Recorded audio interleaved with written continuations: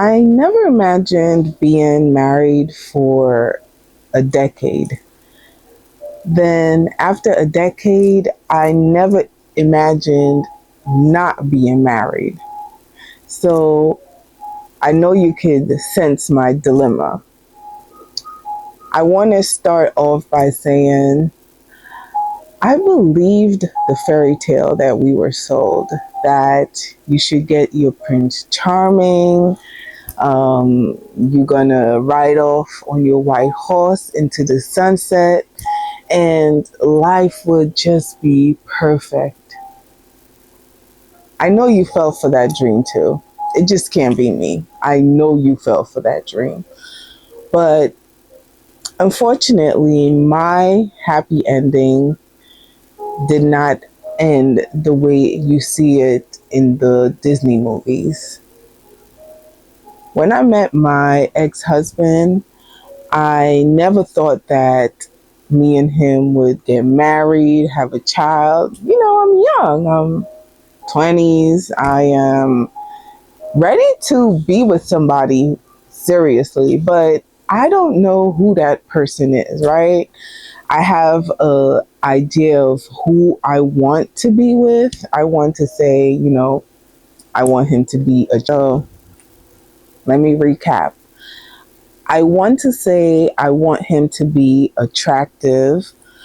I want him to be a good person. I want him to come from a good family. So when I met my daughter's father, I seen him and I'm like, okay, he's attractive. I don't know if he was a good person, and I did not know if he came from a good family. But as time progressed, I came to learn that, he came from a two-family household. He has a sibling, and, his mom, she's good career woman, his dad, career man.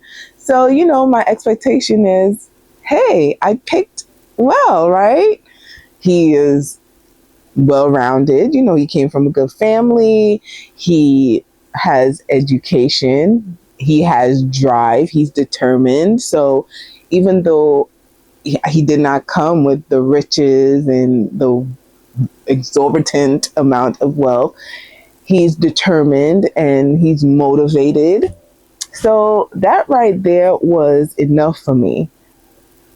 I'm a simple person. I don't need the most to thrive. You would surmise that I was in love, right?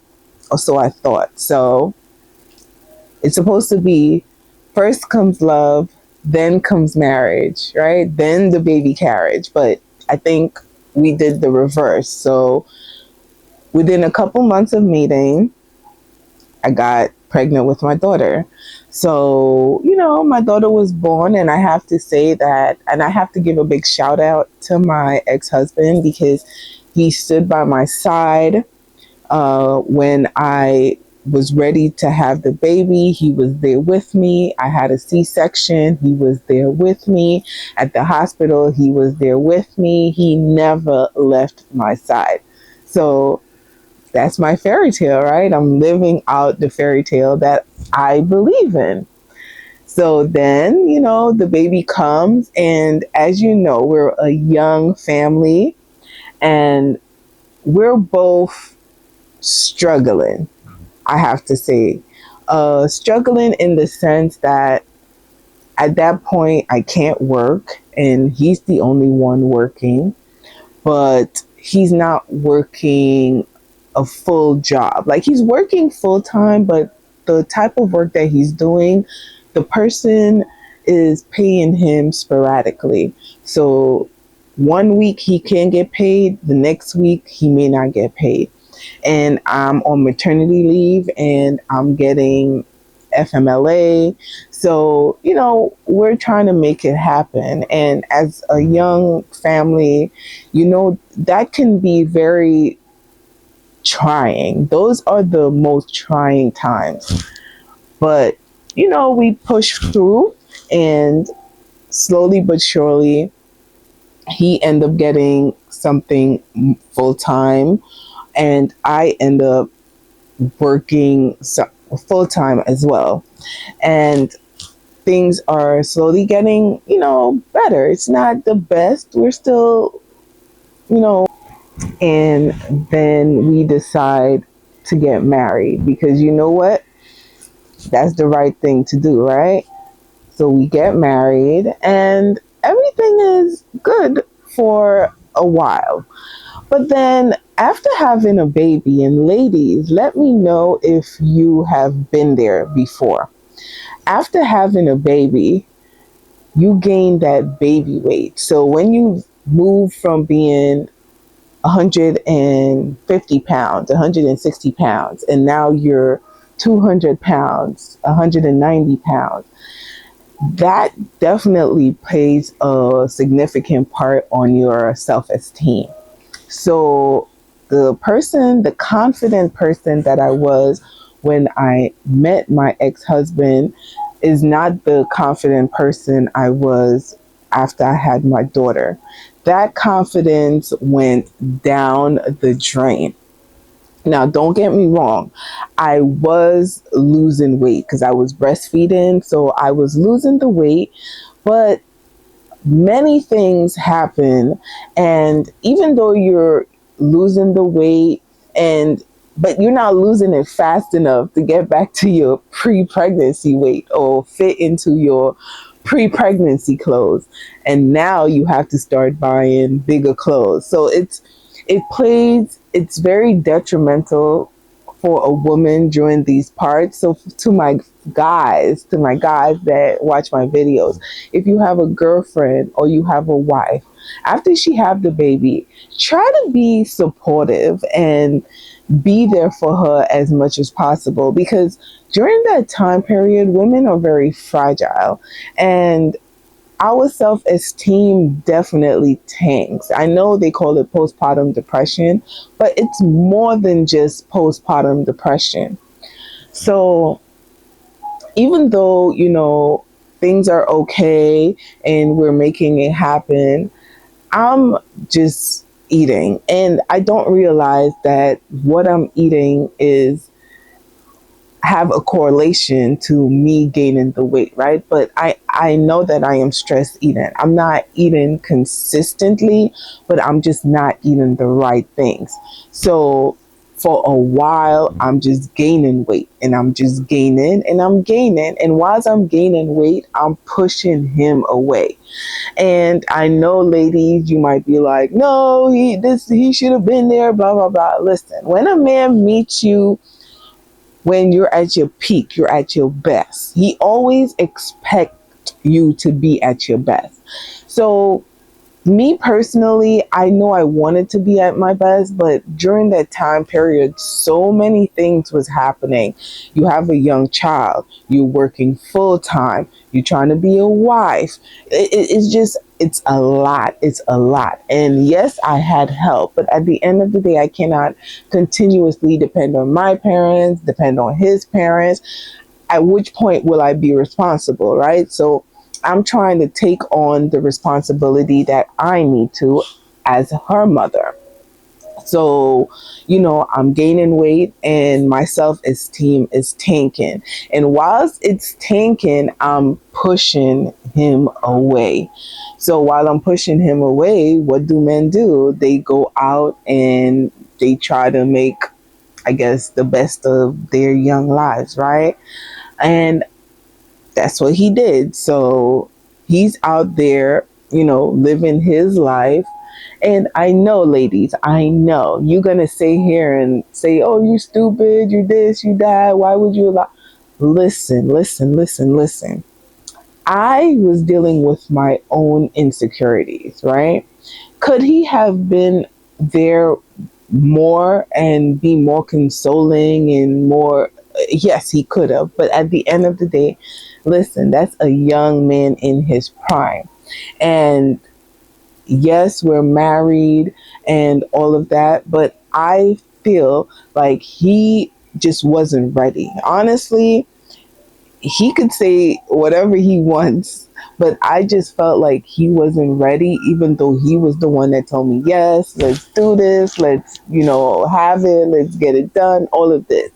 Even though I told him initially we weren't ready, was very persuasive in saying that he wanted this, right? But listen, even though somebody tell you one thing with their mouth, you have to look at their actions. And when I start noticing that his words and his actions weren't aligning, that definitely drove me into a place of despair. And again, it contributed more to my weight gain. So whilst he's out there living his life and enjoying himself, I'm stuck with a baby, and I just feel like my life is just spiraling out of control. And for a long time, I was in that fog, in that place of uncomfortability, in that depressive state. Like, I was depressed and I didn't even know that I was depressed, because I couldn't look inward and see what was happening, and it made me a very angry person. So on top of low self-esteem, on top of childhood trauma, and on top of just being angry at everybody and anything, I would lash out a lot. And as I've gotten older, I've realized that all a man really wants is peace. And I definitely was not his peace. So I cannot blame him for going out there and finding his peace. I have to be accountable for that. Um, Maybe one day he'll come on the internet and give his side of the story. But to me, I know that because I felt low, I wanted everyone around me to feel low as well. So, ladies, men, if you're going through that, just, I mean, it's better to communicate how you feeling. And my communication was anger. It wasn't, hey, let's sit down and have this conversation. Let me talk about how I feel so you can tell me how you feel. I never gave him that opportunity to explain to me what he was going through. And I'm sure it was hard for him, because just to give you a little backstory, when I met him, he had recently come to America. He did not intend to stay here, but I persuaded him to stay. And since I persuaded him to stay, I just felt like I was responsible for the relationship. So if I am not at my peak, I'm not at my best, the relationship would not thrive. Because if you don't understand, people that come from a small Caribbean island, when they come here to New York, especially, there's a lot of temptation. In the island, there's mostly melanated women. But when you come to America, there's melanated women, there's white women, there's Spanish women, there's Asian women. There's a variety. And a lot of these men, some of them tend to want to try different women, for lack of a better word. So I cannot sit here and blame him for wanting to go out there and trying different women. So basically, at that junction, I definitely want to take responsibility for why my Cinderella story did not come true. But there's another part of the story that's missing. And since I don't want to keep this story going on and on and on and on and on, I will do a part 2 and explain the real downfall of why me and my ex-husband ended our relationship.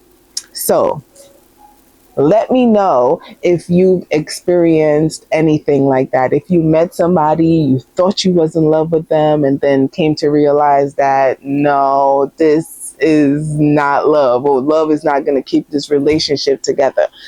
Let me know in the comments below if you met someone and within a couple months you end up getting pregnant and having a child. Did you guys get married? Let me know in the comments below. Don't forget to like, don't forget to subscribe, don't forget to share. Don't forget to hit the hype button.